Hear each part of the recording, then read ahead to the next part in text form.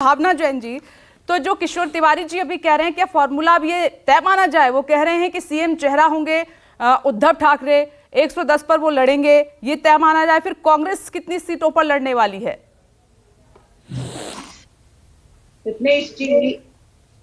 BJP का चेहरा महाराष्ट्र की जनता के सामने है। उन्हें ये जो लोकसभा का चुनाव का रिजल्ट आया, इसने ये चाल चरित्र चेहरे को कैसे जनता पहचान गई है, इसके ऊपर मोहर लगा दी और उन्होंने ये दिखा दिया है कि इनकी जो तोड़ फोड़ की राजनीति है, ये जो पार्टियों को तोड़ने का जो उपक्रम इन्होंने चलाया है, उसका जनता ने सिरे से नकार दिया है। उन्होंने भ्रष्टाचार की बात करी। एक दिन मोदी जी कहते हैं कि 70,000 करोड़ का नेशनलिस्ट करप्ट पार्टी है और अगले दिन ही उप मुख्यमंत्री के रूप में अजीत पवार जी शपथ ले रहे होते हैं। तो इनके ये तो हक ही खो चुके हैं करप्शन के ऊपर या भ्रष्टाचार के ऊपर कुछ भी कहने का, क्योंकि इनसे ज्यादा भ्रष्ट कोई सरकार नहीं है। ये महाराष्ट्र की जनता ने दिखा दिया है। पूरी महाराष्ट्र को इन्होंने एक जातिवाद झगड़े में झोंक दिया है।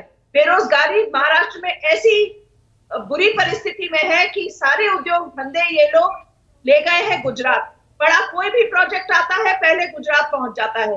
अडानी को सारे प्रोजेक्ट्स, बंबई के अच्छे अच्छे प्रोजेक्ट सब उठाकर अडानी और अंबानी को दे दिए हैं।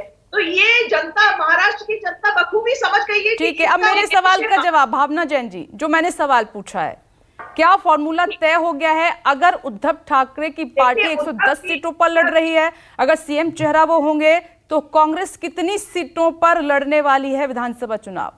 उद्धव जी आज हमारे शीर्ष नेतृत्व से पिछले 2 दिन से मिल रहे हैं। कल वो आदरणीय खड़गे जी से और राहुल जी से मिले हैं। इसके अलावा आज सोनिया जी से भी मिलने वाले हैं।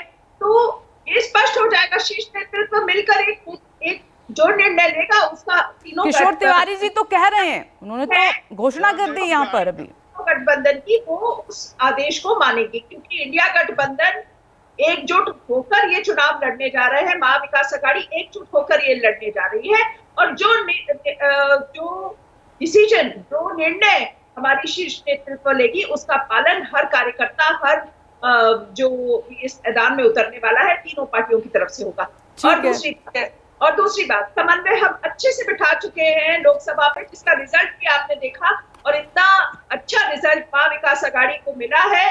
महाराष्ट्र की जनता का आशीर्वाद महाविकास अघाड़ी को मिला है। लोकसभा में 31 सीटें बहुमत से हम लोग, कांग्रेस तो एक सबसे बड़ी पार्टी बनकर उभरकर आ गई है। महाराष्ट्र में नंबर 1 पार्टी लोकसभा के चुनाव में जीत कर आई है।